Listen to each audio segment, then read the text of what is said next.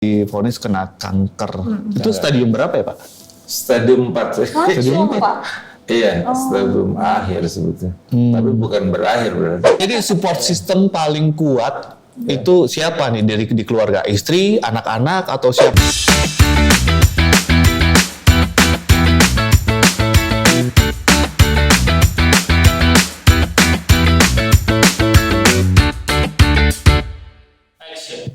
Halo, apa kabar semua? Kembali di Ruang Keluarga. Nah, kali ini kita kedatangan tamu spesial ya. Kita akan membahas topik terkait support system seperti apa sih yang harus ada agar bisa menyembuhkan seorang penyintas kanker ya. Karena atau mungkin orang-orang terdekat kita yang sedang mengalami sakit berat gitu ya. Jadi ini ceritanya berawal dari pengalaman pribadi ya. Iya. Jadi ibu atau nyokap gua mengalami divonis kanker paru-paru, tapi ternyata yang ngedrop duluan tuh guanya. Jadi si support systemnya ngedrop duluan.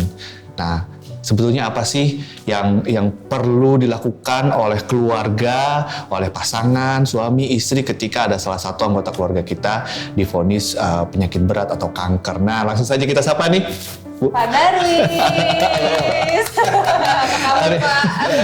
Kali ini kita nggak akan bahas soal fotografi kok, Pak. Jadi Pak Darwis ini adalah tentu semua orang tahu ya, seorang fotografer senior sangat terkenal dan beberapa tahun 2020 ya Pak ya, kalau nggak salah ya di 2020 divonis kena kanker. Itu stadium berapa ya Pak? Stadium 4. Stadium 4? Pak. Iya, stadium akhir sebetulnya. Tapi bukan berakhir berarti. Bener-bener belum Tapi berakhir. kayaknya seger-seger aja ya kelihatannya ya. Iya. Ya, alhamdulillah sih. Artinya pada saat sakit ya memang harus kita lalui ya sakit itu ya. Tapi masalahnya bagaimana kita punya satu semangat, satu spirit untuk bisa sembuh, harus sembuh lah. Berarti kuncinya semangat ya Pak ya? Semangat itu penting. Semangat penting apapun ya. Dalam hidup kalau kita nggak ada semangat ya. Tapi waktu pas awal tahu kanker tuh sebelumnya udah pernah kayak ngerasa jangan-jangan kanker atau apa, atau tiba-tiba langsung divonis kanker gitu? Iya, saya nggak pernah kepikir karena tuh kira-kira dari kejadiannya dari 2015 sudah saya mulai rasain bleeding sih. Oh, bleeding. Iya, kalau ke belakang tuh bleeding, terus sakit. Tapi Dari 2015 Pak? ya 5 tahun saya kan, karena saya takut dokter sih. Iya. Yang Kita namanya kemana cek- Pak? Dokter yang atau namanya- nyonya Pak? Takut itu, takut dokter. Dan apa masalahnya bahwa saya tidak terbiasa check up. Oh. Itu. Jadi pada saat kalau istri saya nyuruh check up juga saya suka malas. Gampang gitu. Tapi pada saat 2019 atau ya 2019-an lah, saya tiba-tiba kayak mau black out gitu. Oke. Mau black out terus, waduh kenapa saya nyetir, saya berhenti terus udah jalan lagi. Udah begitu pas jalan besoknya check up. Waktu check up di Jakarta pun hasilnya juga nggak memuaskan, cuma dibilang lambung lah apa gitu. Tapi saya suruh transfusi karena kekurangan darah. Oh, kurang Habis saya tinggal 6,5 atau Karena bleeding itu tadi. iya karena udah kurang. Tapi dokter bilang habis segini mah harusnya udah kegeletak. Saya masih nyetir gitu. kuat bener. Bandel aja kali. Udah transfusi 3 botol kalau nggak salah. Tapi baru naik di 7 sekian gitu. Saya nggak ini, terus akhirnya saya coba sama istri saya bilang kita check up di Solo aja gitu. Ada satu rumah sakit yang saya lihat ini kok ya udah dicek sih sama istri saya. Oke, observasi di sana 1 hari. Malah ketawanya di sana. Di sana Stadium 4 langsung ketahuan. stadium ya, Down nggak Pak? harus dioperasi. Kenapa? Down nggak? Yang dirasakan waktu itu gimana Pak? Oh ya down kan. Tapi saya pada saat saya waduh waduh aja saya mikir gitu. Tapi terus saya pikir saya nggak boleh down. Ya walaupun ya namanya ini kan Iya. kita ngerasain begini. Tapi saya di depan istri, di depan anak nggak saya perlihatkan. Iya. Tapi nangis, sempat nangis atau enggak? enggak. Atau nangis sendiri gitu di ngumpet-ngumpet gitu? Di pancuran kamar mandi. Saya nangis. Saya nangis kalau terharu biasanya. Kalau terharu saya pasti nangis. Tapi Terharu kalau apa? ada aja? masalah justru bukan nangis ya Pak ya? Enggak. Saya begitu pas ini ya, waduh, saya operasi itu lah. Terus gimana caranya, kapannya ini, baru saya pikirkan. Dan sekarang udah total sembuh ya Pak ya? Atau masih pengobatan atau gimana? Masih Udah treatment? nggak sih, tapi 2 bulan sekali saya masih check up. Check up. Tapi udah semuanya udah clear sih. Udah clear? Iya, cuman karena ya mungkin dari proses obat atau dari pengaruh setelah saya kanker, saya masih sering minum obat untuk darah tinggi sama gula ya. Nah, itu efek samping gitu ya? Putih hitam Pak. Ya, bawang putih hitam. Itu Iya, bagus Pak untuk. bagus. Coba deh. Nanti saya kirim. Itu bisa mencegah kanker juga ya Pak ya? Ini tips buat bapak-bapak. Katanya. Oke. Ya saya karena kalau istri saya kan orangnya tek gitu, jadi tahu dipelajarin kan. Begini-begini, saya makan aja. Berarti dari istri Pak ya? Jadi support system paling kuat itu siapa nih di keluarga? Istri, anak-anak atau siapa atau keluarga? Ya jelas keluarga dulu. Ya istri anak itu penting. Ya yang terutama ya istri sebetulnya. Kalau anak itu kan mensupport, karena kita sebagai orang tua, sebagai bapak meminta support anak kan anak. Batin aja sebetulnya. Karena saya juga sudah terbiasa terdidik dengan mandiri, jangan cengeng, jangan apa. Jadi itu penting sih, karena kalau orang tua ya, saya dibilang tua juga enggak, dibilang enggak juga udah tua. Jadi saya harus mempersiapkan diri bahwa saya harus mandiri, jangan cengeng. Kalau orang sakit kan bisa, waduh gini, enggak. Ya walaupun kadang-kadang lah minta diperhatikan istri, wajar saja, tapi jangan sampai kelihatan. Tapi harus dari diri kita, semua harus dari diri kita. Tapi yang terpenting sebetulnya pada saat sakit, menurut saya itu selain hanya semangat, tapi kita punya satu keinginan yang kuat untuk betul-betul menyelesaikan sakit kita ini secara positif. Apa yang waktu itu difikirkan? Kan Kak, misalnya ada bapak-bapak masih punya anak, misalnya, oh anak gue belum nikah, gue jangan sampai meninggal sekarang gitu. Gue punya cita-cita besar. Nah itu apa? Waktu itu apa Pak? Kan Bapak udah ibaratnya fotografer terkenal, sukses. Agamais ya. Tapi ini adalah penting buat spirit kita. Pada saat begitu kita dapatkan sesuatu kondisi, oke, kita sakit, apalagi sakit yang berat. Yang pertama saya lakukan adalah saya minta spirit dari orang tua, kalau masih ada bagus, kalau nggak ada ya orang tua leluhur. Karena bukan untuk diri kita, bahwa saya masih punya tanggung jawab banyak, tanggung jawab terhadap istri, anak-anak, membesarkan anak. Karena masih diperlukan ya Pak ya? Persis. Jadi kita mohon kesembuhan, karena kalau kita udah mohon kesembuhan itu kan dari batin. Ya Tuhan siapa kan dari batin kita, spirit. Itu yang menambah semangat kita. Jadi sakit segala macam bisa kadang nggak terasa. Ya waktu di kemo sakitnya nggak ampun. Sempat Tapi kemo berapa kali? 8 kali. 8 kali. Dan itu kan katanya ini banget Pak, Iya, setelah tapi kemo. begitu istri nanya, sakit nggak? Enggak. Padahal ya sakit, ada kemo yang nggak sakit. Iya. Anak-anak nanya, apa sakit tuh? Enggak, biasa. Padahal sakit. Sebetulnya sakit itu kita bisa rasakan, kalau kita nggak rasakan, walau rasa juga nggak terlalu ini. Jadi itu sebetulnya poinnya di sana. Kekuatan mindset ya Pak? Betul.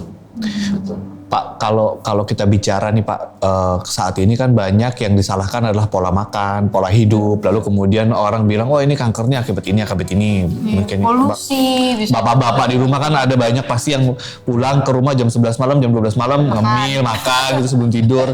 Nah, ada nggak pola-pola hidup Pak Darwis yang menurut Bapak waktu itu salah, sehingga kemudian menyebabkan kanker, lalu kemudian sekarang, memicu sekarang langsung diberhentikan atau? Itu betul. Kalau saya ngeliat jelas karena saya sakit usus, di pola makan jelas. Ya pola makan kita pasti ngaco kan. Itu udah jelas berpuluh-puluh tahun. Tapi yang menjadi trigger itu sebetulnya dari pola pikir. Itu terasa banget. Jadi sebetulnya sakit saya yang berat ini menjadi pengalaman saya untuk melakukan satu perubahan cara saya menjalankan hidup. Jadi begitu, ya sebetulnya kan yang namanya sakit itu bisa saja tidak menjadi meledak lah. Kalau misalnya tidak ada sesuatu, biasanya kan gitu. Pemicunya. Iya, kita udah sakit, tapi begitu ada masalah, misalnya lah katakanlah dengan segala hormat saya, dari dia ini tiba-tiba pensiun misalnya, banyak teman saya kejadian gitu kan, berhenti dia kerja, bingung ngapain kan, mau ini pikiran kan, terus kena sakit ini sakit itu terus makin parah. Itu nggak boleh. Tapi kalau kita lihat kan ya, mungkin yang orang-orang di Indonesia tahu lah Pak Darwis adalah seorang fotografer terkenal, Instagramnya followersnya banyak gitu. Bapak Presiden juga di fotonya sama Pak Darwis loh. Pikiran apa sih yang membuat Bapak? Sebetulnya kan gini. Padahal kan ibaratnya Pak Darwis bekerja di koridor passionnya sendiri gitu, fotografi gitu. Ya. Maksudnya, Kalau pekerjaan saya nggak ada masalah, itu menjadi spirit saya malah. Ya, justru kesembuhan saya, cepatnya saya bisa recover karena profesi saya yang saya jalankan. Tapi yang saya sebutkan tadi bahwa dengan pola makan dan pola pikir yang utama, kita sudah bisa mengontrol diri kita. Tapi kita di sebuah lingkungan yang mempengaruhi pikiran kita. Karena kan gini, ini saya akan keluar sedikit ya, karena terkait sama sakit saya juga, terkait dengan pasca kesembuhan saya. Saya sejak mungkin 15 tahun yang lalu belajar coba berpikir bagaimana energi di dalam pikiran saya itu saya kelola secara benar. Karena kan fotografi itu gini, fotografi itu belajar melihat cahaya, belajar merasakan cahaya, karena fotografi adalah cahaya. Dan pada saat ada kata merasakan, feeling, itu kan olah rasa sebetulnya. oh iya. Olah rasa kaitannya dengan olah energi kan, mengolah energi kan. Karena energi ini kan berselingkuh. Jadi pada saat kita tidak berpikir bahwa energi kita berinteraksi dengan kita tidak tahu melakukan, saya jalanin udah benar belum sih? Tapi kalau kita sudah bisa mengelola rasa, apalagi mengelola energi, kita ngomong sama orang, udah kelebihan, kita udah ngerasa, ini saya udah kelebihan, yang di depan saya udah bosan. Saya ngerasa kan dari diri kita. Itu kan sangat manusiawi. Dan orang jarang menjalankan hidup besar. Saya belajar. Selama 15 tahun itu Pak? Persis. Tapi akibatnya pada saat saya bersinggungan dengan orang yang nggak benar, efeknya ke saya. Apalagi melakukan sesuatu, tapi saya nggak bisa ya paling hanya defense saja. Tapi saya nggak bisa membalas, nggak penting. Itu yang berefek. Jadi pada saat kejadian itu ya walaupun saya sudah sakit, tapi triggernya itu. Dan dari situ betul-betul setelah selesai saya bisa menyelesaikan itu semua, ya saya rasakan, wah ini mungkin ini yang proses itu. Berarti karena ada permasalahan pribadi dulu ya Pak? Ya saya rasa itu. Walaupun saya memang sudah ada bakat sakit, saya coba alternatif segala macam karena takut ke dokter kan.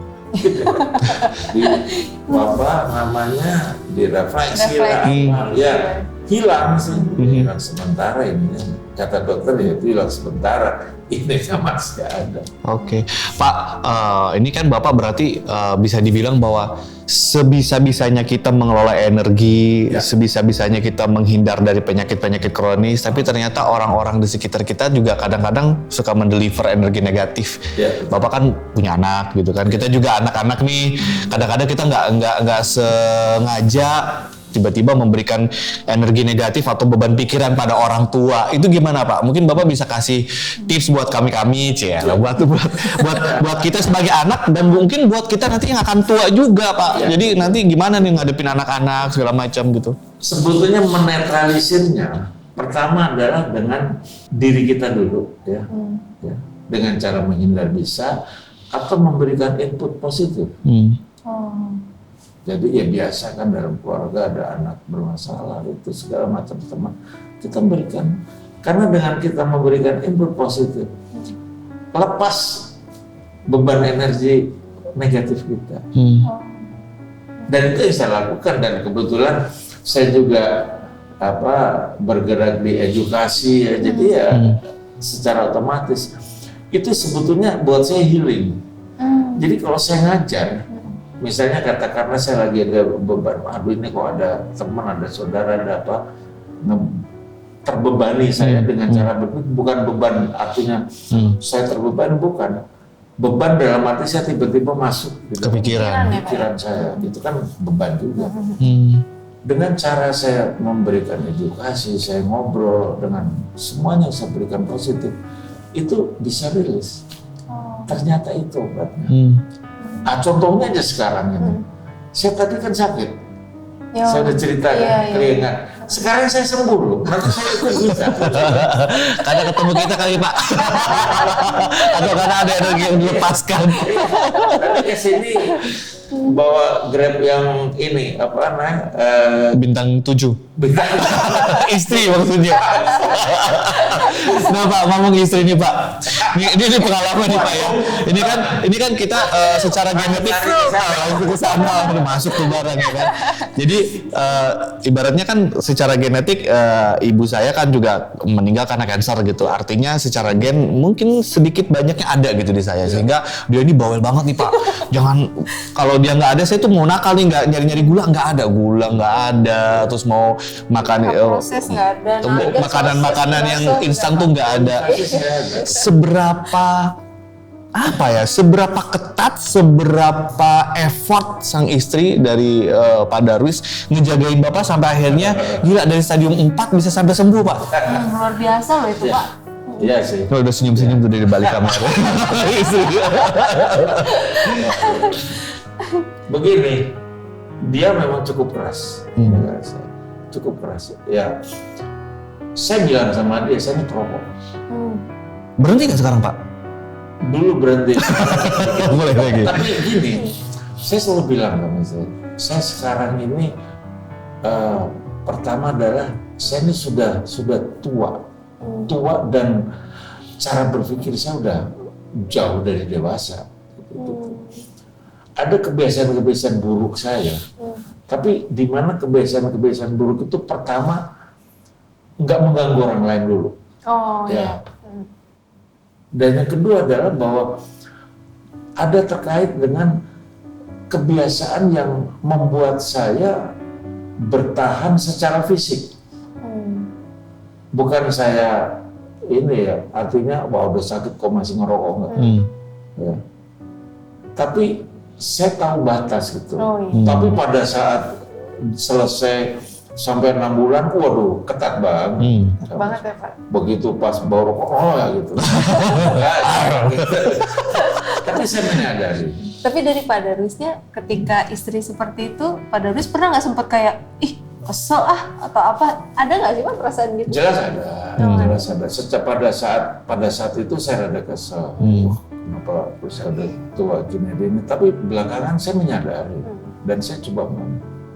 Tapi pada saat saya bilang sama dia bahwa waktu saya masih ingat, ini saya cerita aja. Jadi saya perjalanan nyetir dari Surabaya ke Bandung karena teman saya meninggal dan malam.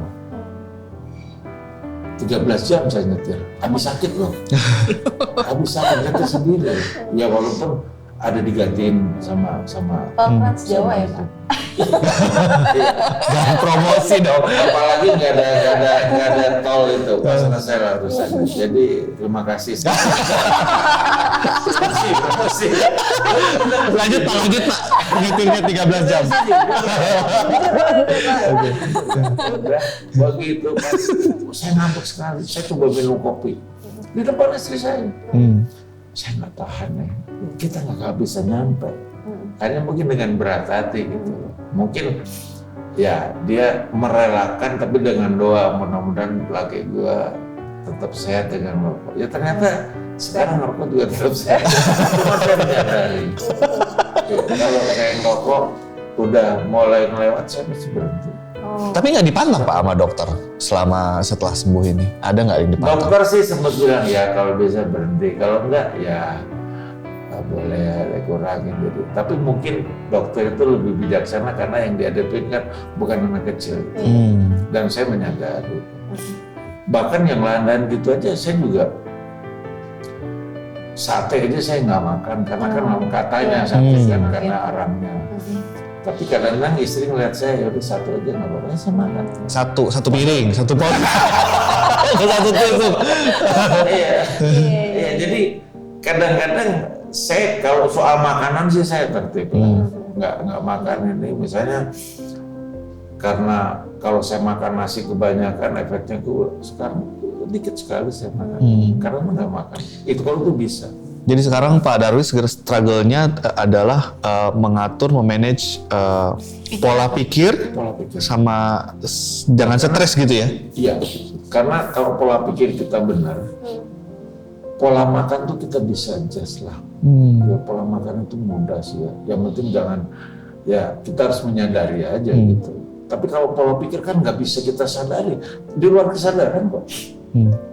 Kalau pola makan kan apalagi pola hidup ya. Wah pola hidup mau udah saya keluar malam tuh nggak pernah. Tidur malam iya tapi di rumah. Kalau keluar malam udah enggak, saya kerjaan saya cuma begitu aja kantor enggak. Kecuali keluar kota lah. Kalau keluar kota ya bisa gitu. Dan persoalannya cuma ini mengelola pikiran. Pola itu, pikir. Wah itu memang nggak mudah. Jadi makanya kadang-kadang saya sangat salut kalau dalam kondisi apapun ada seseorang yang bisa mengelola cara berpikir dia. Dan memang mau nggak mau kita harus belajar menuju ke sana. Kayaknya hampir semua orang tua ya kayak gitu ya. Iya. Iya betul. Bukan ngatain Pak Darwis tua ya, tapi maksudnya. Tapi memang itu saya banyak belajar. Gak sih jadi Pukul kan Pak. kan saya banyak teman-teman yang yang setua saya, ada yang lebih tua, dia punya keluarga. Selalu kalau kita kumpul, selalu berpikiran begini. Bini gue kalau lagi pergi sama teman-temannya senang bener karena nggak direcokin lakinya. Saya pikir kok polanya sama gitu. Nah saya mulai belajar bisa mandiri, nggak ngerecokin istri. Kalau bisa, saya sudah makin tua istri masih merasa terayomi, kangen, itu kan bagus. Harus dari diri saya gitu. Terus saya coba. Ya. Jadi mengayomi dan membuat istri kangen deh Pak. Iklan gitu ya. Iklan berjalan. Itu kan sebetulnya gitu. Karena kan kadang-kadang banyak sekali candaan lah saya bilang. Waktu masih muda istri dibentak-bentak, begitu tua lakinya dibentak-bentak. Gitu. Banyak loh gitu. Berarti sekarang Bapak lagi dibentak-bentak istri. Justru itu saya belajar ke sana jangan. Ya.